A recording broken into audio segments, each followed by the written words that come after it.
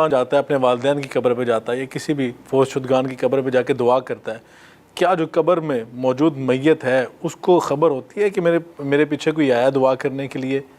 دیکھیں، ایک تو یہ حدیث جو میں نے سنن ابن ماجہ کی بتائی کہ اللہ تعالیٰ اسے خبر دیتا ہے کہ تیرے بیٹے نے استغفار کی تو یہ تیرا مرتبہ بلند ہوا. یہ حدیث سنن ابن ماجہ کی خود ثبوت ہے اس بات کا کہ اسے ڈائریکٹلی نہیں پتہ چلتا، اللہ تعالیٰ بتاتا ہے. ہم مردوں کو خطاب کرتے ہیں، السلام علیکم اہل الدیار من المؤمنین والمسلمین وَإِنَّا إِن شَاءَ اللَّهُ بِكُمْ لَلَاحِقُونَ نَسْأَلُ اللَّهَ لَنَا وَلَكُمُ الْعَافِيَةَ. یہ دعا صحیح مسلم میں رپورٹ ہوئی ہے.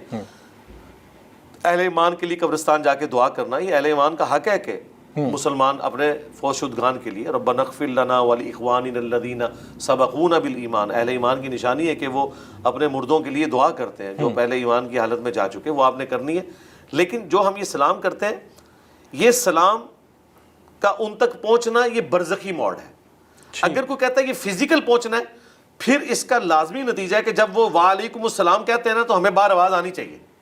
ٹھیک، تو باہر تو نہیں آتی آواز. جی صحیح. اس طرح ہماری بھی اندر کوئی نہیں جاتی، بلکہ اللہ ہماری بات ان تک پہنچاتا ہے سوائے ان چیزوں کے جن کا استثناء ہے. جس طرح بخاری مسلم میں آتا ہے کہ جب مردے کو دفنا کے لوگ جاتے ہیں تو وہ ان کے قدموں کی آہٹ سنتا ہے، ٹھیک، اس کی حسرت میں اضافے کے لیے کہ یہ چھوڑ کے چلے گئے، یا اہل ایمان کے لیے تسلی کہ دیکھو یہ تو چھوڑ کے چلے گئے، تمہارے اعمال تمہارے ساتھ. سبحان اللہ. جو بخاری مسلم میں ہے کہ انسان کے 3 دوست بالکل ہیں، ٹھیک، 2 باہر رہ جاتے ہیں، ایک ہی اندر جاتے ہیں. اعمال اندر جاتے ہیں، رشتہ دار اور مال باہر رہ جاتے ہیں. بالکل ٹھیک ہے. ایک بڑا اہم سوال یہ ہے کہ ہم جب جنازے کے موقع پہ دیکھتے ہیں کہ اکثر ایسا ہوتا ہے کہ اہل سنت کا جنازہ تو اہل تشیع بعد میں آتے ہیں. اہل سنت کے ہاں 4 تکبیرات ہیں اور اہل تشیع کے ہاں 5 تکبیرات ہیں. وہ 4 تکبیرات کر کے ایک تکبیر اپنا اضافہ کر کے وہ تو جنازہ پڑھ لیتے ہیں. لیکن بعض اوقات اگر ایسے کوئی فضا بن جائے کہ اہل تشیع جنازہ پڑھا رہے ہیں تو اہل سنت جنازہ پڑھنا ہے، تو جب وہ 4 تکبیرات ہو جاتی ہیں تو اہل سنت حضرات کیا کریں؟ پہلے سلام پھیر لیں یا انتظار کریں؟ نہیں، اہل سنت کے یہاں بھی 5 تکبیریں ہیں، 4 بھی ہیں 5 بھی ہیں.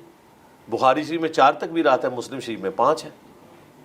نبی الاسلام نے 5 تکبیرات. اہل سنت اپنے جنازوں میں پڑھتے ہیں؟ اہل حدیث تو 5 ہی کرتے ہیں. ہمارے استاد شیخ زبیر علی زئی صاحب کا جب جنازہ ہوا انہوں نے وصیت کی تھی کہ 5 تکبیرات ہوں گی، تو ان کے جنازے میں 5 ہوئی تھی. مولانا اسحاق صاحب کے جنازے میں 5 ہوئی تھی کہ تاکہ یہ مردہ سنت زندہ کی جائے. یہ صحیح مسلم میں ہے کہ نبی الاسلام نے 5 تکبیرات بھی پڑھی ہیں، 4 بھی پڑھی ہیں. اہل سنت کے یہاں دونوں روایتیں ہیں. لیکن جس علاقے میں یہ رائج نہ ہو چیز، اس رائج کو چھوڑیں، ہم نے تو ان متس کو توڑنا ہے. دیکھیں ہماری ماں ام حبیبہ جو حضرت معاویہ کی بہن تھی اور ام المومنین ہے، جی، ان کے والد ابو سفیان فوت ہوئے. بخاری مسلم کے الفاظ ہیں جب 3 دن گزر گئے انہوں نے خوشبو لا کے جسم پہ ملی.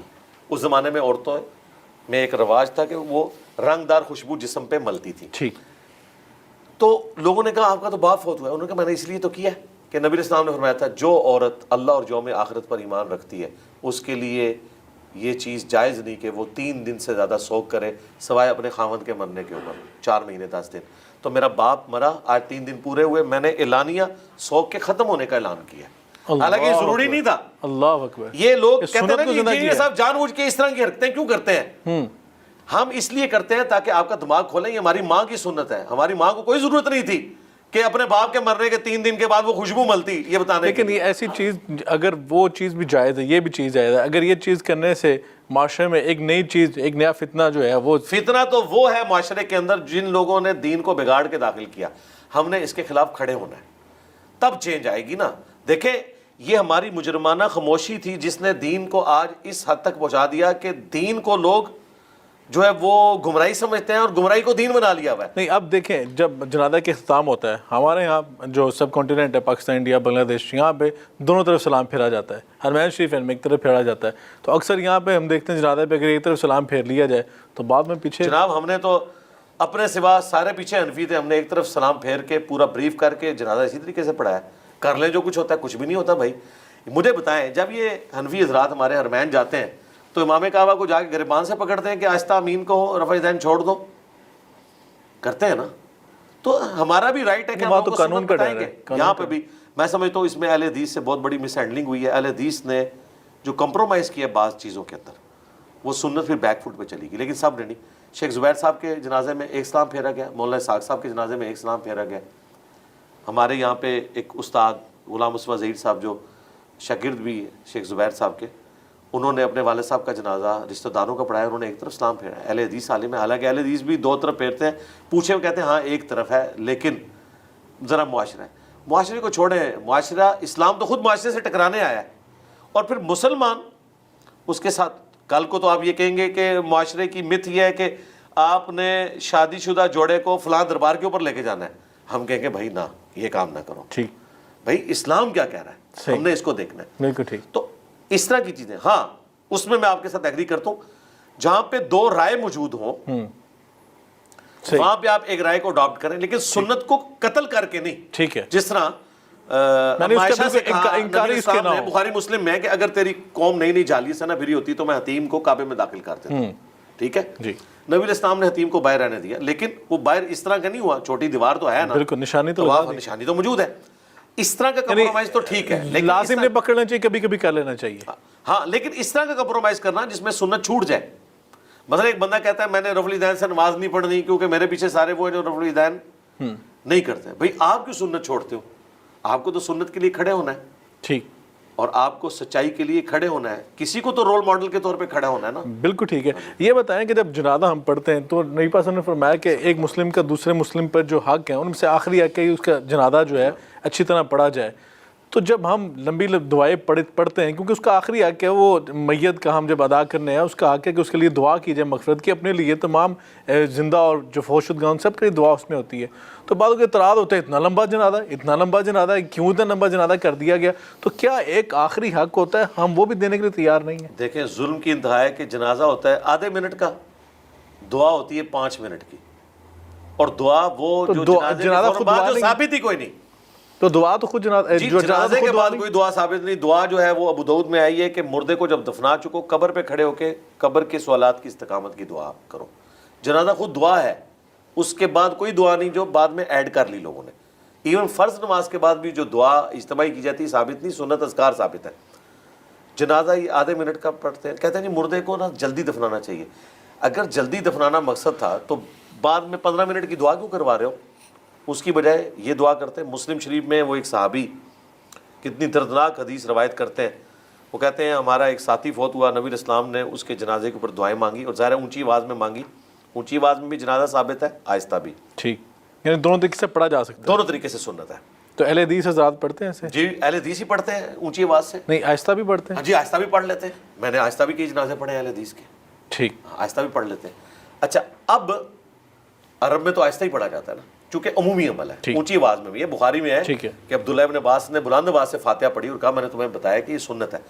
وہ صحابی کہہ رہے ہیں, مسلم شریف میں الفاظ ہیں کہ میں نے وہ ساری دعائیں حضور سے سن کے یاد کی اور میں نے تمنا کی کاش اس کی جگہ میری میت رکھی ہوتی, اور حضور یہ دعائیں مجھ پہ پڑھتے. اللہ اکبر. اب وہ ساری دعائیں اہل حدیث پڑھتے ہیں بلند آواز کے ساتھ, اگرچہ چند ایک لوگوں کو اس کا ترجمہ پتہ ہے, لیکن چلیں آمین کہہ کے وہ شامل تو ہو رہے ہیں. بالکل ٹھیک ہے. تو یہ ایک حق ہے مردہ کا, جو بخاری مسلم حدیث ہے کہ ایک مسلمان کے دوسرے مسلمان پہ 5 حقوق ہیں, ان میں سے ایک یہ ہے کہ اس کا جنازہ پڑھا جائے اور خلوص کے ساتھ دعا مانگی جائے, اور اس میں کوشش کرنی چاہیے جو قریبی رشتہ دار ہے وہ جنازہ پڑھائے.